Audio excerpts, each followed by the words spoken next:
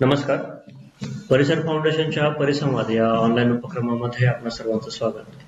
आज परिसंवादचा विषय आहे संपादकाची समाजाकडून काय अपेक्षा आहे आणि आज आपले वक्ते आहेत प्रथमेश पाटील. नमस्कार. आपण सर्वजण जाणतो की भारतामधली मीडिया पत्रकारिता एका क्लिष्ट काळातून जात आहे, अत्यंत दबावाच्या काळातून जात आहे. अशा काळातही जनपक्षधर भूमिका घेऊन पत्रकारिता करणारी जी काही मोजकी नावं आज आपल्या समोर आहेत त्याच्यामध्ये एक नाव इंडी जर्नलचं आहे. आणि इंडी जर्नलचा प्रवास जाणून घेणं यासाठी महत्वाचं आहे की जी स्थित्यंतर इंडी जर्नलनी पाहिलेली आहे ती एका पिढीची, एका दशकाची स्थित्यंतर आहे. ती त्या पत्रकारितेचा मागोवा घेणारी स्थित्यंतर आहे. म्हणून आज आम्ही हा विषय घेत आहोत आणि मी आज आपल्या प्रश्नोत्तरांना सुरुवात करतो.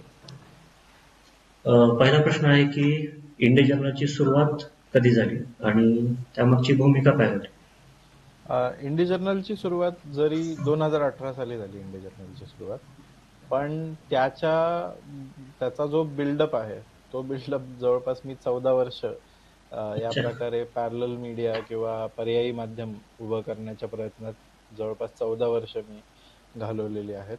आणि त्याच्यामध्ये सुरुवात माझी एका इंग्रजी मासिकापासून झाली. त्याची सुरुवात मी 2011 मध्ये केली होती.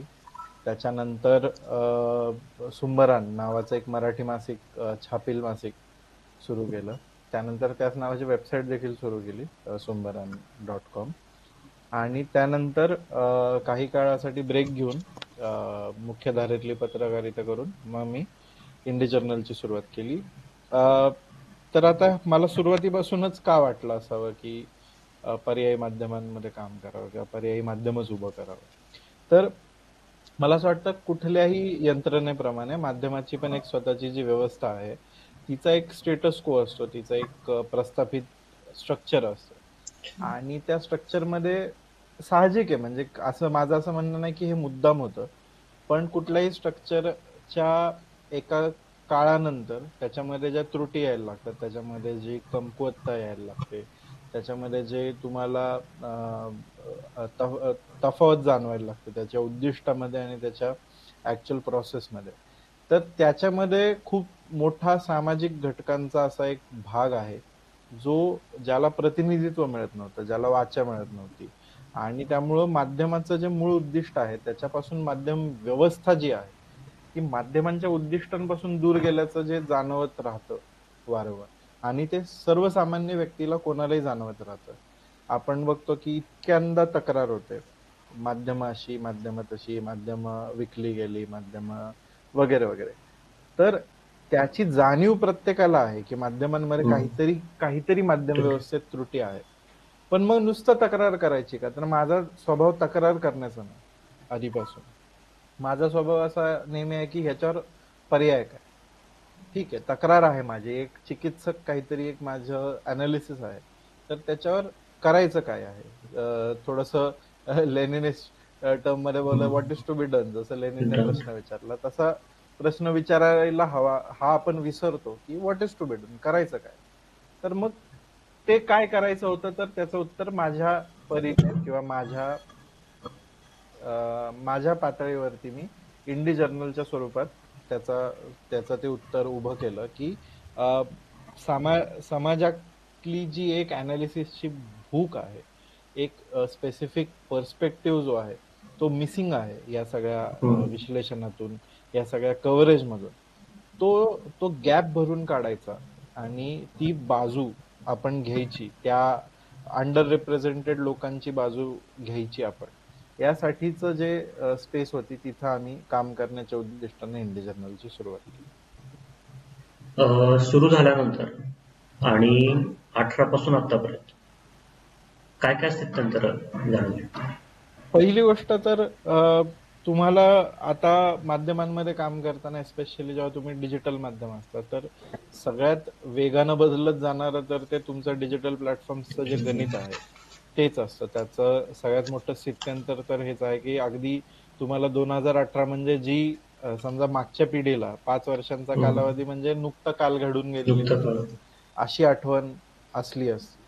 पण आपल्या पिढीला असं आहे की 5 वर्ष होऊन गेली किंवा हम्म. 6 वर्ष होऊन गेली तर केवढं जुनी टेक्नॉलॉजी होती असं म्हणायची. इतक्या गतीने ते त्याचं स्वरूप बदलत आहे, त्याचे जे प्लॅटफॉर्म्स आहेत, त्याचे ज्या स्ट्रक्चरल बेसिस आहेत ते इतक्या वेगानं बदलत आहेत की तुम्हाला खूप स्थित्यंतरातून एवढ्या कमी कालावधीत तुम्ही जाता हो. एक माध्यम म्हणून. आता आम्ही 2017 पर्यंत 2016 पर्यंत आम्ही छापील माध्यमात काम करत होतो. तेव्हाची गणित अशी होती की अगदी कागदाचे गठ्ठे स्वतः उचलायचे, कागद स्वतः हम्म. खरेदी करायचा, छपाईच्या प्लेट्स बनवायच्या, शाई निवडायची, रंग निवडायचे, बजेटमध्ये बसवायचं, हे सगळं तुमचं स्ट्रक्चर असायचं. आता त्याच्यानंतर तुम्ही जेव्हा डिजिटल स्पेसमध्ये येता तेव्हा डिजिटलचे इतके डिमांड्स असतात डिजिटलचे. खरं तर म्हणायला गेलं तर तुम्ही कुठले शब्द वापरता, तुमची हम्म. भाषा इंटरनेट फ्रेंडली आहे का, एसईओ करताय का, वगैरे वगैरे. तुम्ही सर्च इंजिनला रिस्पॉन्सिव्ह आहात का, तुम्ही अल्गोरिदमला फीड करताय का. सो ते काय झालंय, तो अल्गोरिदम नावाचा राक्षस जो आहे तो इतका तो असा त्याची भूक मिटतच नाही. हम्म. तो सतत तुम्हाला म्हणतो की नाही आता तुम्ही इनोव्हेट करा. अजून काय. तर मानवी क्रिएटिव्हिटीच्या मर्यादांच्या पलीकडे त्याचा वेग वाढलेला आहे, हे. त्याच्या डिमांड्स वाढलेल्या आहे, कारण ते मानवी नाहीच आहे. हम्म. अल्गोरिदम हे ना नैसर्गिक आहे ना मानवी आहे. त्याची रचना जरी मानवानं केलेली असली तरी ते एका जेव्हा नेटवर्क मध्ये तुम्ही त्याला सोडून देता तेव्हा त्याची गणित माणसाच्या ब्रेनच्या कॅपॅसिटीच्या पलीकडं निघून जातात. त्यामुळं मला असं वाटतं की तुम्हाला असं एका पॉइंटला खुज वाटायला लागतं या सगळ्या व्यवस्थेवर, हम्म. की आपण कमी पडतोय याच भावनेत तुम्ही सतत जगत असता. तर हे जे असं. स्थित्यंतर आहे की आम्हाला समजा 1,000 प्रती आम्ही छापायचो छापील मासिक हम्म. असताना, तर 1,000 प्रती खपल्या तर ते एक असं झालं. यशस्वी मासिक ठरलं असतं. हा. पण आता जवळपास महिन्याला आमच्या आता या महिन्यातच 10 लाख दर्शक होत आहेत, हम्म. आम्ही टच करतोय. हम्म. 10 लाख लोकांपर्यंत पोहोचणं आम्ही टच करतोय. तरी सुद्धा आम्ही प्रस्थापित किंवा प्रस्थापित. हा. यशस्वी माध्यम आहोत असं विश्वास वाटत नाही. तर हा जो स्थित्यंतर आहे यातलं, जे की तुमचा पूर्ण आत्मविश्वास, तुमचं दृष्टिकोन, तुमचं एक कॉन्फिडन्स तुमच्या कामामधला हम्म. ह्याच्यामध्ये जो फरक पडतो टेक्नॉलॉजी मधल्या ह्याच्या, तो एक मेजर हे वाटतो. आणि अर्थात त्याचं जे अर्थकारण आहे किंवा त्याच्यासाठी तुम्ही आता किती जरी नाही म्हटलं तरी तुम्हाला ते चालवायचं किंवा ते जिवंत ठेवायचं म्हणून तरी पैसे थोडेफार हम्म. लागतातच. तर. आणि जर तुम्ही रेव्हेन्यूचं सुदृढ काही यंत्रणा बांधली नाही तर तुम्ही अवलंबून राहू लागता. म्हणजे हम्म. तुम्ही खूप साऱ्या लोकांना त्रास देऊ लागता, तर. समविचारी लोकांना, समविचारी संघटनांना. मग आपण असं होतं की त्यांच्याकडून अपेक्षा वाढते की तुम्ही हे जगवा. पण हम्म. ते तेवढंच बरोबर नाही. म्हणजे त्याच्यावर आधारित ते जरी आयडियल असलं, तसं व्हावं अशा अपेक्षा आयडियल असली तरी आता तुमच्या लक्षात येईल की आता सबस्क्रिप्शन मॉडेलने किंवा देणगी मॉडेलने इतकं व्याप घेतलेला आहे आणि इतके आउटलेट्स, प्रत्येक पत्रकार स्वतःचा एक युट्यूब चॅनल काढतो, प्रत्येक पत्रकार स्वतःचा एक पोर्टल काढतो. असं इतकं होत गेल्यामुळं त्याचं एक सॅच्युरेशन पॉईंट आलेलं आहे की एक व्यक्ती देऊन देऊन पैसे देणार किती लोकांना. सो एकतर तो गट जो आहे तो छोटा आहे, हम्म. एक ज्यांना माध्यमांमधल्या हो. याची नड जाणवते, जाणवते. तो समूह छोटा आहे, त्याची संसाधनं मर्यादित आहेत. आणि त्यामुळे त्याच्यासमोर सतत प्रश्न पडतो की दर महिन्याला मी वायरला देऊ, न्यूज लॉन्ड्रीला देऊ, हम्म. स्क्रोलला देऊ, रिपोर्टर्स कलेक्टिव्हला देऊ, निखिल वागळेंना देऊ, इंडी जर्नलला देऊ, प्रशांत कदमला देऊ, निरंजन टिकलेंना देऊ, असं. सो त्याच्यामुळे काय होतं की एक फायनाईट रिसोर्स मध्ये या सगळ्यांचे हिस्से वाढलेले स्पेस आहेत एवढं. त्याच्यामध्ये. आणि त्यात ही स्थित्यंतर खूप एक चॅलेंज मोठं उभं करतात असं वाटतं मला. याला जोडून एक आहे प्रश्न, म्हणजे सोशल मीडियाला, की म्हणजे सोशल मीडियामुळं अप्रशिक्षित व्यक्ती जी आहे हम्म. तर ती पत्रकार आणि संपादकाच्या भूमिकेमध्ये म्हणजे अपरिहार्यता आलेली आहे. तिला ते माहित नाहीये ऍक्च्युली ती पत्रकार म्हणून काम करते किंवा हम्म, संपादक म्हणून अनादरानं होतात. हम्म.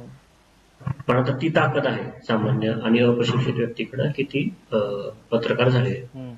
तर याचे काय म्हणजे दोन्ही हवं मला, पॉझिटिव्ह काय वाटतं आणि निगेटिव्ह काय वाटतं? आपल्याकडे या प्रोसेसला, ही ज्या पद्धतीची प्रोसेस आहे, सामान्य व्यक्तीच्या हातात अशा प्रकारे माध्यमांचं जाणं, तर एका अर्थानं बघायला गेलं तर आपण ज्या संदर्भानं बघतो भारतीय हं, विश्लेषणात किमान, तर त्याच्यामध्ये असं आहे की माध्यमांची यंत्रणा जी पारंपरिक होती, जिला संपादकीय स्ट्रक्चर होतं, संपादकीय हं, न्यूजरूम होतं ज्याला, तर संपादक असायचा, उपसंपादक असायचा, त्याची एक टीम असायची, त्याची एक प्रक्रिया असायची. माहिती येणार, मग माहिती चाळली जाणार, माहिती तपासली जाणार, मग त्याचं शुद्ध लेखन, त्याची भाषा, त्याचं पॉलिसी मध्ये बसवणं, या सगळ्यातून त्या फिल्टर्स मधून जाऊन एका हं. साचेबद्ध पद्धतीनं प्रकाशित व्हायची कुठली गोष्ट.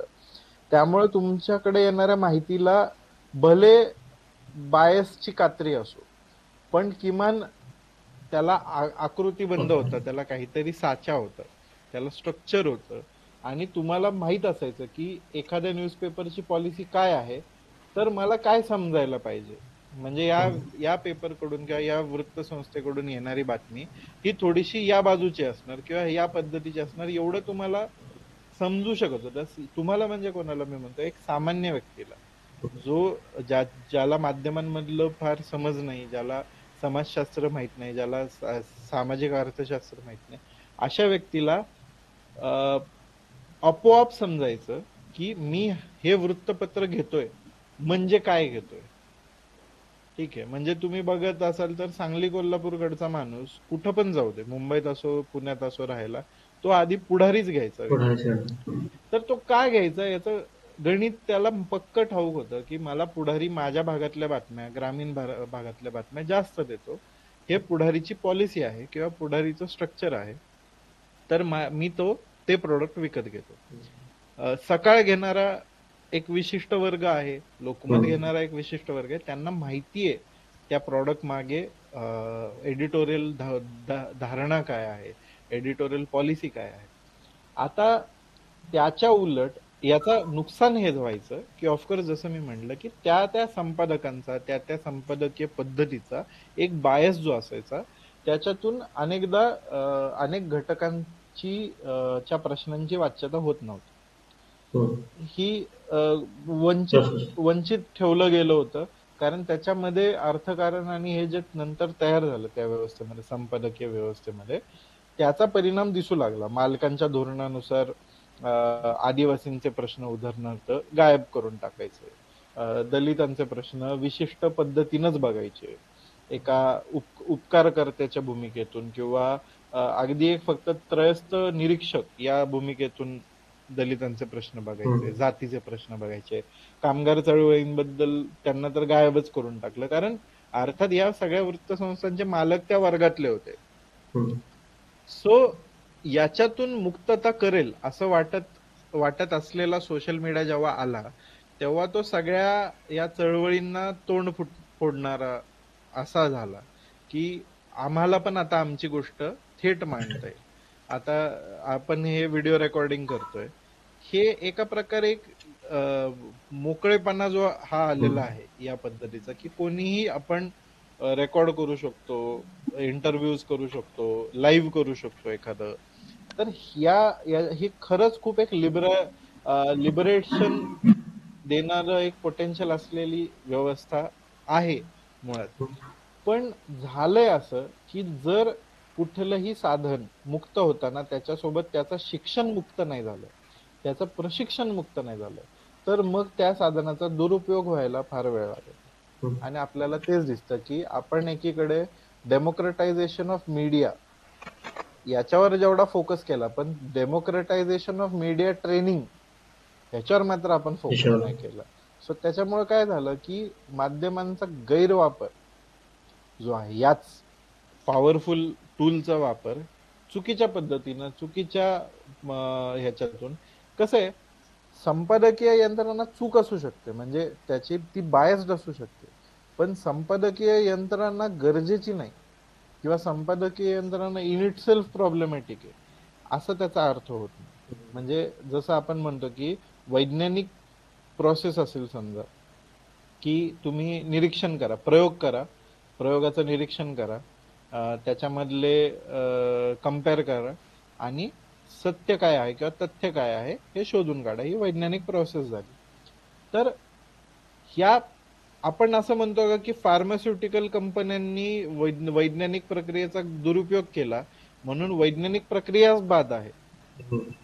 असं म्हणत नाही ना. ते तत्व किंवा त्या प्रोसेसला आपण नाही बोलत. आपण म्हणतो की फार्मा कंपन्यांच्या जाळ्याने याचा दुरुपयोग केला. माध्यमांच्या बाबतीत असं झालंय की बिकॉज जात वर्गीय हितसंबंधांनी याचा दुरुपयोग केला संपादकीय कात्रीचा, तर आपल्याला संपादकीय यंत्रणाच चुकीची आहे चुकीची वाट. किंवा तीच टाकाऊ आहे किंवा ती नसायला हम्म. पाहिजे, हे आपण चुकीचा निष्कर्ष काढला असं माझं मत आहे. संपादकीय यंत्रणा म्हणजे जर आदिवासी, दलित, बहुजन यांचे आवाज मिसिंग असतील संपादकीय याच्यातून, तर त्या घटकांमधून संपादक होणं हा त्याच्यावरचा पर्याय आहे. ती यंत्रणाच निकालात काढणं हा त्याच्यावरचा पर्याय असू शकत नाही आणि आपल्याला त्याचे हम्म. परिणाम दिसतात. काय दिसतंय हम्म. तर तथ्यांची निवड. तथ्य माझी तथ्य, हे माझं सत्य आहे ते तुझं सत्य आहे, हे जे होतंय आज, की मी स्वतःचं सत्य स्वतः ठरवू शकतो, हे फार सामाजिक किंवा सामूहिक भावनेला घातक असा एक पायंडा सोशल मीडियामुळे तयार झालेला आहे की इंडिव्हिज्युअल ट्रूथ तयार होऊ लागलेलं. का? कारण काय होतं, अल्गोरिदम ज्या पद्धतीनं काम करतो तो तुम्हाला एका इको चेंबर मध्ये डिवाइड करतो आणि तुमच्याच पद्धतीची मतं तुम्हाला वारंवार ऐकू यायला लागतात. आणि त्यामुळे काय होतं की तुमचे जे जगाकडे बघण्याचे संबंध आहेत, तुम्हाला नवीन माहिती किंवा तुम्हाला मिळत नाही. तुम्हाला छेद देणारी, तुमच्या समजुतींना छेद देणारी माहिती तुमच्या नजरेखालून जातच नाही. आणि हम्म. त्यामुळे तुमच्या आणखी घट्ट समज तयार होतात की हे म्हणजेच अंतिम सत्य. आणि त्यामुळे प्रत्येक समूहाचे, प्रत्येक घटकाचे, प्रत्येक जातीचे, प्रत्येक छोट्या छोट्या व्यक्तीचे, प्रत्येकाचे स्वतःची सत्य तयार झालेले आहेत आणि आता त्याचा क्लॅश आपल्याला बघायला दिसतोय. प्रत्येक जण कन्व्हिन्स्ड आहे की त्यानं जे म्हटलेलं आहे ते अंतिम सत्य. हम्म. आणि त्यामुळं आपल्याला दिसतं की राग वाढलेला आहे, भांडणं वाढलेली हम्म. आहेत. त्या प्रकारे आपण आता आधीच्या काळात आपण थोडस वर्गीय पातळीवर किंवा राष्ट्रीय पातळीवर बोलायचो.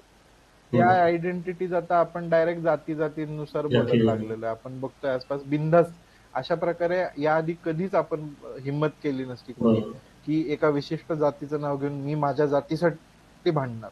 अशा प्रकारची कधीच राजकीय मांडणी झाली नव्हती. ती आता होणं शक्य आहे कारण तसं ते झालेलं आहे की या आपल्या ज्या चवी आहेत, या आपल्या एकदम इंडिव्हिज्युअल केटरिंगमुळं त्या चवी आपल्या संकुचित झालेल्या आहेत सगळ्यांच्या. सो मला वाटतं की हा जो डायलेमा आहे ह्यातला, एकीकडे स्वातंत्र्य पण दुसरीकडे त्या स्वातंत्र्याची जबाबदारीच न घेणं, ह्या डायलेमामध्ये सोशल मीडिया अडकलेला आहे असं मला वाटतं. आणि ते विशेषतः बहुजन चळवळींनी, डाव्या चळवळींनी, दलित चळवळीने ही बाब खूप गांभीर्याने घेण्याची वेळ आलेली आहे की सामूहिकता, त्यातली तथ्यांची सामूहिकता किंवा समेट ही तोडून चालणार नाहीये. हे आपल्या विरोधात जाईल. आपल्या इन जे कोणी पुढं पाहणारे आहेत, प्रागतिक विचार ठेवणारे हम्म. आहेत, त्यांच्या विरोधात जाणारी गोष्ट आहे. अं, एखादा देश किंवा समाज त्याला जर सक्षम मीडिया हवा आहे तर त्यासाठीची काही काय असावं असं वाटतं? अम, सक्षम मीडिया हवा असेल तर त्याचं एक सक्षम स्ट्रक्चर पाहिजे. जसं मी म्हटलं की आता एवढं जे मी 2-3 मांडण्या केल्या त्याच्यातलं हम्म. तेच आहे की संसाधनं डेमोक्रॅटिक असायला पाहिजे, हम्म. सत्य डेमोक्रॅटिक नसायला पाहिजे, तथ्य डेमोक्रॅटिक नसायला पाहिजे, ती कॉमन असायला पाहिजे.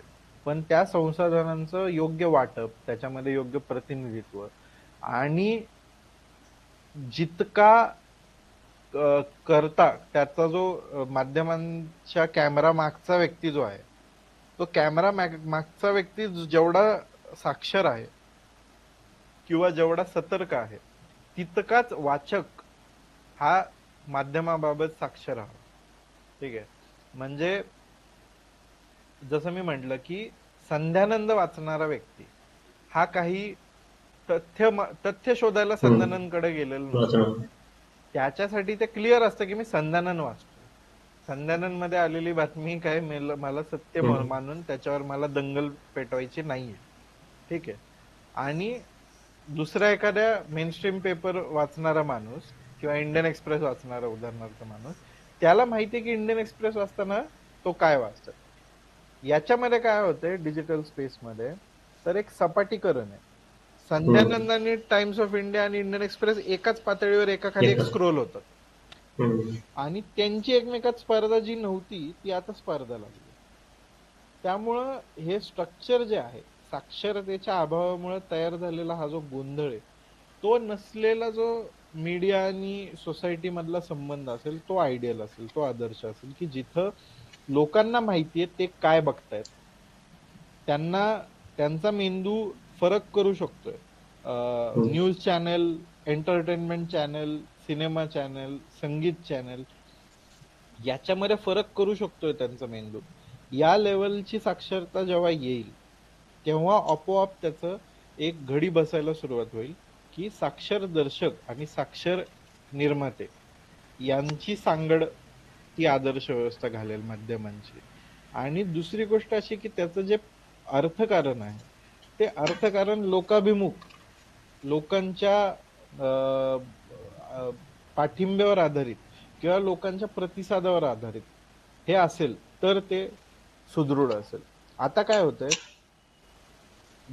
बार्क जी आहे म्हणजे रेटिंग टीआरपी ज्याला म्हणतो आपण, तर टीआरपी सारखी अपारदर्शी व्यवस्था आल्यानं, यंत्रणा आल्यामुळे काय होतं, तुम्ही अंदाज लावताय. आता भारतीय टीव्हीचं जे कन्झम्पशन आहे त्याचा अंदाजे ऑडियन्स जो आहे तो कमीत कमी 70 ते 80 कोटी असेल देशातलं, कमीत कमी. ठीक आहे. टीव्हीने भरपूर मार्केट पेनिट्रेट केलेलं आहे. टीव्ही हे आजही सगळ्यात डॉमिनंट माध्यम आहे. तर तुम्ही जर त्याचा अंदाज घेतला की याच्यापैकी 70 कोटी लोकांची चव काय आहे, याचं माप घ्यायचं असेल, याचा थर्मोमीटर घ्यायचा असेल, तर तुम्ही अंदाजे किती लोकांचा सर्वे केला पाहिजे, किती लोकांची चव तपासली पाहिजे, तर कमीत कमी 1 कोटी. म्हणजे तर आश्चर्य वाटेल किंवा हे पटकन लक्षात येत नाही याच्यातला ड्रास्टिक फरक. काही हजार मीटर्स आहेत, काही हजार मीटर्स आहेत, जे मीटर्स त्या काही निवडक शहरांमधल्या पॉकेट्स मधल्या घरांमध्ये बसवलेले आहेत. आणि त्या मीटर्सचा अंदाज घेऊन टीआरपी ठरवला जातोय आणि सांगितलं जातंय की भारतीयांची चव हीच. तर मध्ये जे अर्णब गोस्वामीचं प्रकरण होतं ते प्रचंड गंभीर होतं, पण त्याला कोणी गांभीर्याने घेतलं नाही त्या सगळ्या याच्यामध्ये. तर त्यांच्या चॅनलने ते सेट टॉप जे मीटर होते त्या मीटर मध्ये फेरफार करण्यासाठी किंवा ते जबरदस्ती ते चॅनल्स लावून बसायचं याच्यासाठी त्या घरांमध्ये पैसे दिले होते असे ते आरोप होते.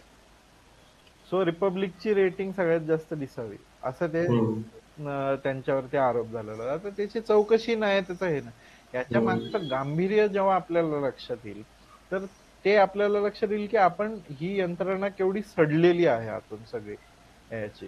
तुम्ही आज आपण कितीतरी सर्रास ऐकतो की लोकांची चवच अशी, आम्ही काय करू, आम्हाला असं करावंच लागतं, आम्हाला क्लिकबेट करावंच लागतो किंवा आम्हाला फडतूस कंटेंट द्यावंच लागतं. तर मला वाटतं त्याचा हा अंदाज बांधण्याचा जो हे मानक आहे तेच मुळात नकली आणि मला वाटतं आगाऊ आहे, आगाऊपणा केलेला आहे तो, चावटपणा केलेला आहे तो, की तुम्ही जाणून बुजून ती चव पाडताय आणि त्याच्यासाठी तुम्ही तुमच्या त्या फालतू कंटेंटसाठी तुम्ही या मानकांचे चा आधार घेता, फॉल्टी मानकांचा. तर मला असं वाटतंय की भारतीयांवरती प्रचंड अन्याय झालेला आहे. या भारतीयच काय सगळ्या जगातच हे झालेलं आहे की हे सामान्य जनतेला बावळट समजणं आणि बालबुद्धी समजणं, ह्याच्यातून जे चक्र सुरू होतं की खरंच जनता हळूहळू बालबुद्धी बनू लागते.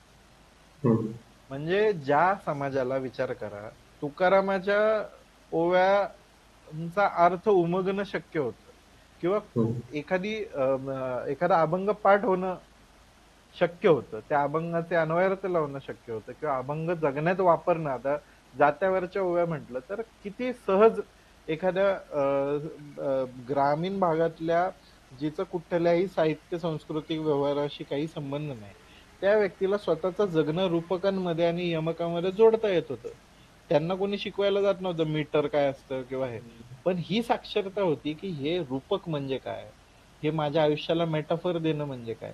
ह्याची जी साक्षरता होती ती आता तेवढी, म्हणजे आपण हम्म. ना इकडचे राहिलोय ना तिकडचे राहिलोय, ना नक्कीच. पारंपरिक साक्षरता आहे ना नवमाध्यमांची साक्षरता आहे, मध्येच लटकलेला असाक्षर समाज आपण निर्माण झालेला आहे. सलमान खानच्या सिनेमाचं डिकोडिंग करण्यापलीकडे आपली बुद्धी राहिलेली नाही. ठीक आहे, म्हणजे तेवढाच सिनेमा समजतो, तेवढंच. त्याच्यावर काही दाखवा म्हणतात हे काय जड लावलंय. तर हम्म. हा जो बौद्धिक आळस पेरला गेलाय जाणून बुजून, हे हम्म. चिकन अँड एग सिच्युएशन आहे. कोण म्हणतं हम्म. अंड आधी आलं, कोण म्हणतं कोंबडी आधी आली. पण माझं असं मत आहे की ह्याच्यामध्ये माध्यमांनी जे अंड गाठलं सडकं, ते जबाबदार तेच. आहेत याला. माध्यमांनी कंडिशनिंग केलं, खराब प्रेक्षक तयार केला, आणि आता तो खराब प्रेक्षक आणखी खराब माध्यम तयार करेल, आणि ती आणखी खराब माध्यम आणखी खराब प्रेक्षक तयार करेल. तर आपण एका डाऊनवर्ड स्पायरल मध्ये बरोबर. अडकलेलोय, ज्याच्यातून म्हणूनच म्हटलं की इंडी जर्नल वाचकांना मूर्ख समजत नाही. इथून हम्म. सुरुवात करावी लागेल. तसं की आम्ही वाचकांना मूर्ख समजत नाही, आम्ही आमच्या दर्शकांना मूर्ख समजत नाही, त्यांची ऍव्हरेज आयक्यू लहान बाळाचा आहे किंवा टीनेज मधल्या मुलाचा आहे असं आमची समज नाही. त्यामुळे आम्ही जड वाटलं तरी तो कंटेंट देत राहतो, आणि हळूहळू ती चव बदलेल असा आमचा विश्वास आहे.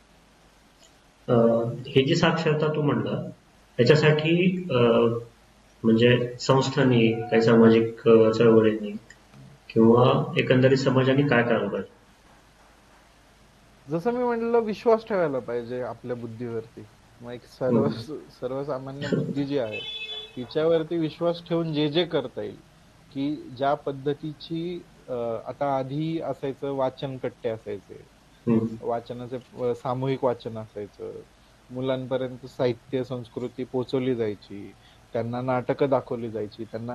आता आपण बघतोय की सिनेमा इतका इनऍक्सेसिबल झालाय, चांगला सिनेमा, की अनेक निमशहरी भागांमध्ये किंवा ग्रामीण भागामध्ये तुम्ही विचारून बघा, शेवटचं थिएटरला कधी गेला होता. हम्म. काही लोकांनी वर्षानुवर्ष थिएटरचं तोंड पाहिलेलं नाही. हे दुर्दैव आहे.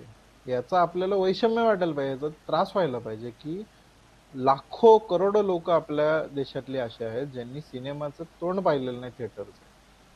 तर हे या पद्धतीनं या जनतेची जी साधनं आहेत, कला उपभोगण्याची, हम्म. साहित्य उपभोगण्याची, माहिती उपभोगण्याची जी साधनं आहेत ती काढून ज्या पद्धतीने घेतलेली आहेत, त्याच्यातून काय होतंय तर एक असभ्य, म्हणजे यालाच सभ्यता म्हणतो ना आपण. नाटक हम्म. पाहता येणं, संगीत एन्जॉय करता येणं, सिनेमा पाहता येणं, पुस्तक वाचता येणं, त्याच्याबद्दल काहीतरी जगण्याचे अन्वयार्थ लावता येणं, जगण्याशी काहीतरी संबंध जोडता येणं, यालाच तर सभ्यता म्हणतो ना आपण.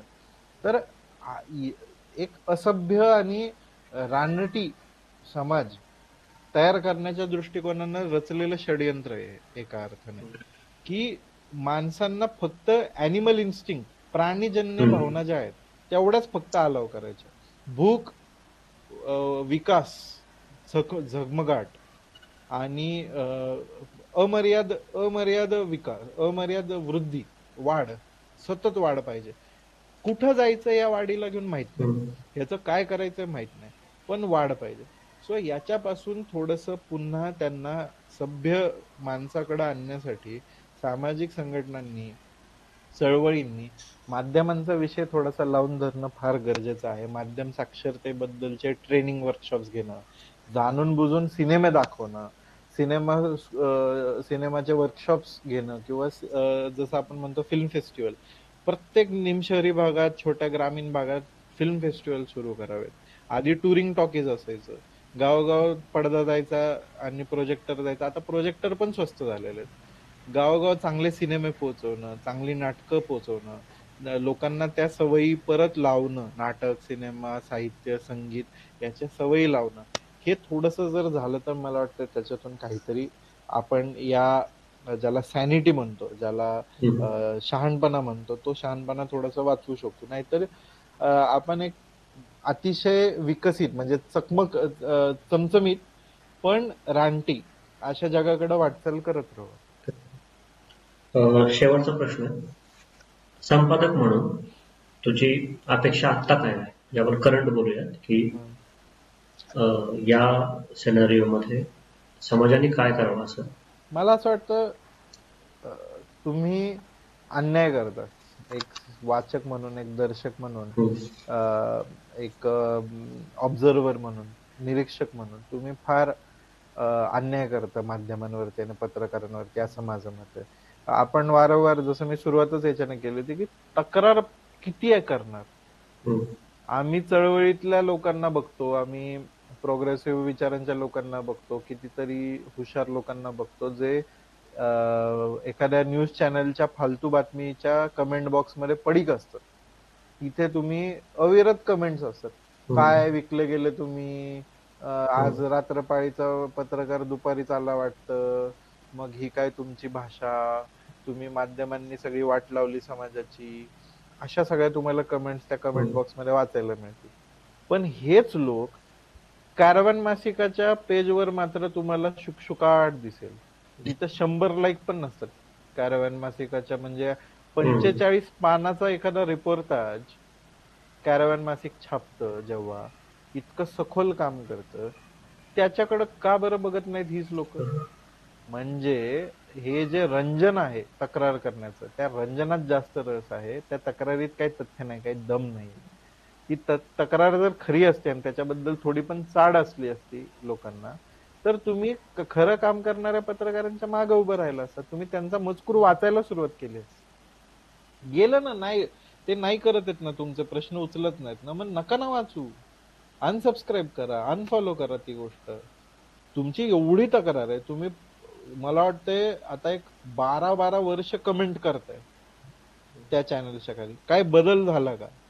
त्यांना आनंद होतोय की तुम्ही त्यांना एंगेजमेंट देताय. हम्म. ते म्हणतात करा तक्रार, अजून करा, अजून करा, अजून आम्ही वाईट बातम्या देतो तुम्हाला, अजून उकसवतो तुम्हाला, राग येईल अशा बातम्या टाकतो, अशी वाक्य टाकतो, म्हणजे तुम्ही अजून आम्हाला कमेंट्स करून एनकरेज करा. तर हा एफर्ट तुम्हाला का नाही वाटत, की अरे आपण एवढे वर्ष हा फालतूपणा करतो, तर आता थांबलं पाहिजे, किती वेळा कमेंट करणार, हे नाही बदलणार आहे. तर जे करतात ते तुम्ही त्यांना अक्षरशः गुदमरून टाकता असं करून. कारण त्यांचं काम, आता आमचे कितीतरी बातम्या पर्यावरणासंबंधी आम्ही बातम्या करतो, जात वर्गीय ह्या प्रश्नांवरती आम्ही कितीतरी बातम्या करतो, कामगार वर्गाबद्दल कितीतरी बातम्या आणि कार्यक्रम करतो.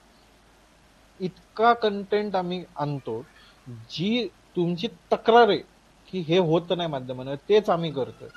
आणि त्याचे व्ह्यूज बघाल ना तुम्ही, 100 व्ह्यूज, 200 व्ह्यूज, 500 व्ह्यूज, डिप्रेशन मध्ये जाईल ना एखादा माणूस, हम्म.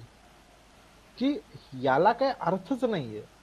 तेच जर तुम्ही थोडस चमचमीत दिलं, तेच हम्म.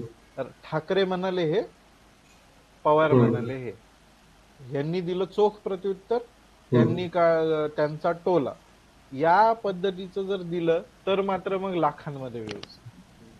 सो तुम्हाला ठरवायचंय, दर्शक म्हणून, प्रेक्षक म्हणून, समाज म्हणून आणि चळवळी म्हणून. मुळात मी तर म्हणतो, मला समाजाकडनं किंवा एक सोसायटी ऍट लार्ज यांच्याकडनं काही फार अपेक्षा नाहीये, कारण ती त्यांची जबाबदारी असूच शकत नाही. हम्म. पण जे लोक स्वतःला प्रबुद्ध म्हणतात, जे लोक स्वतःला शहाणे म्हणतात, त्यांनी तरी किमान माध्यमांकडे एक जागृत नजरेनं बघून हम्म. तसं वागणं गरजेचं आहे. तुमच्या वागण्यात बदल करणं गरजेचं आहे. साधी गोष्ट आहे, चळवळीतल्या नेत्यांना किती पण झालं तरी छोटी माध्यमं आठवत नाही. ते हम्म. त्या मोठ्या माध्यमांचेच उंबरठे घासत राहणार, की आमची बातमी लावा, आमची बातमी लावा, आमची बातमी लावा. पण कधी आमच्यापर्यंत प्रेस नोट पोहोचवण्याचे कष्ट त्यांना घ्यावेसे वाटत नाही. तर याचं जे वैषम्य आहे, यातलं जे वैषम्य, या वागणुकीतलं दांभिकपणा, मी तर सरळ म्हणतो की दांभिकता येईल, की तुम्ही दिवस रात्र तक्रार करणार, मात्र त्याच्याबद्दल काहीही बदल करणार नाही करणार. स्वतःच्या वर्तनात. हे थोडस म्हणजे आता कंटाळा आला त्या गोष्टीचा. तुम्ही हम्म. शेवटी तुम्हाला ठरवायचंय की तुम्हाला हवंय का नाहीये ही गोष्ट खरंच, का फक्त तक्रार करून स्वतःचं कर्तव्य बजावल्याच्या भावनेत जगायचं. सो हीच ओके. एक संपादक म्हणून एक अपेक्षा असेल माझी, की माध्यम ही काही एवढी हलक्यात घेण्याची गोष्ट नाहीये. हम्म. आणि काम करतायत, हजारो पत्रकार आहेत जे स्वतःच्या जीवावर रिस्क घेऊन, स्वतःच्या जीवावर उदार होऊन पत्रकारिता करतायत. त्यांच्यावर अन्याय करू नका सतत, की पत्रकारिता विकली गेली, पत्रकारिता हम्म. विकली गेली असं म्हणून म्हणून त्यांच्यावर अन्याय करू नका. तुम्ही योग्य पत्रकारिता वाचत नाहीये, तुम्ही योग्य पत्रकारिता बघत नाहीये हे कबूल करा आणि गप्प बसा. एकतर गप्प बसा, नाहीतर वर्तन बदला. हे तक्रार तक्रार नका करू आता, कारण हा फक्त आणि फक्त दांभिकतेचा प्रकार. ओके. Thank you so much. इथून पुढे जर अजून कुठला एखादा विषय निघाला तर आम्ही नक्की बोलू. Yes. आणि आज वेळ दिल्याबद्दल धन्यवाद. थँक्यू.